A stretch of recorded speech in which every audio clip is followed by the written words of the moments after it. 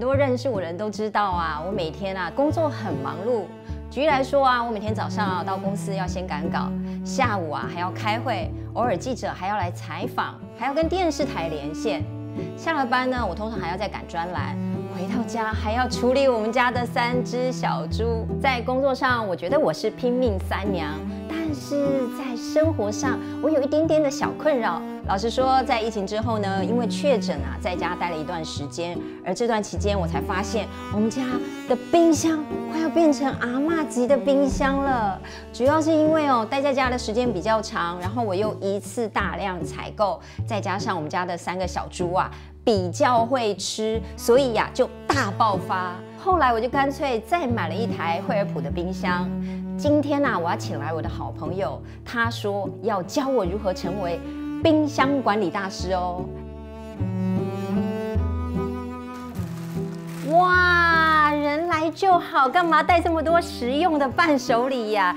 难不成等一下教学完之后就可以直接进我们家冰箱？对啊，谁叫你是房产女王女科 P， 每天从早忙到晚。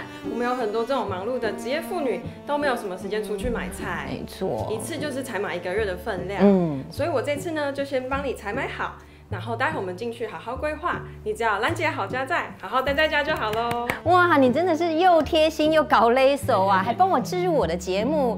哎，我跟你说，你今天真的很重要的任务就是要教会我冰箱收纳术。没问题啊，不过我们一开始在冰箱收纳整理之前，我们会先了解冰箱的功能，再依据它的使用特性，还有你的使用习惯，再去做建议哦。没问题，这我有做功课。来，跟我来。这买冰箱跟买房子一样啊，都必须了解它的优势跟价位，才能货比三家再下手。以这台惠而浦的 WTI 5430公升款呢，我要来好好跟你介绍它几个独特的设计哦。首先第一个呢，就是它冷藏室啊，它内部的层架是可以轻松的来上下移动哦，依照我们个人的需求啊。所以你看它这边旁边有2个轨道哦，是可以灵活的来调整的。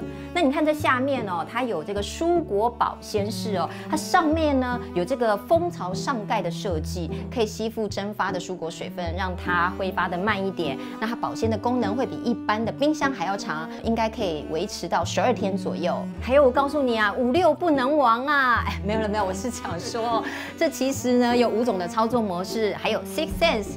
第6感智能科技啊，所以啊，它其实有非常多的功能。不过这个等一下实际操作我再来跟你说。好啊，那看来它是一台保鲜能力很强，而且空间调节的灵活度很高，又是一台智能科技的高科技冰箱。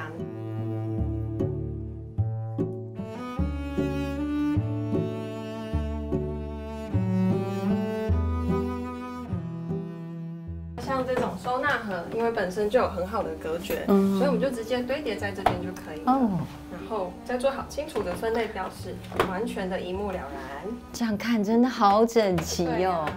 而且它原本就已经达到隔绝效果，所以呢，就是干的往上放，湿的呢这些蔬果类的可以放在这边。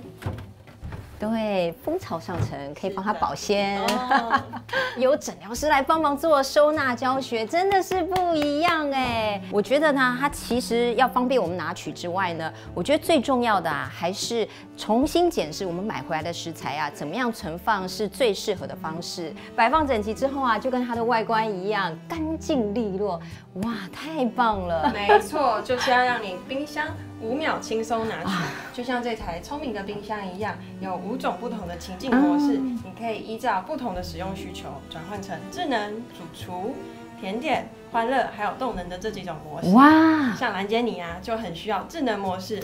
对，因为我很聪明。让冰箱的自动感应器帮你侦测，还有门外的面板可以直接操作温度，又不烧脑又很方便哦。哎，等一下哦。听说啊，等一下的内容还会有一个彩蛋哦，先别走开，一起来听听看设计总监的家电美学。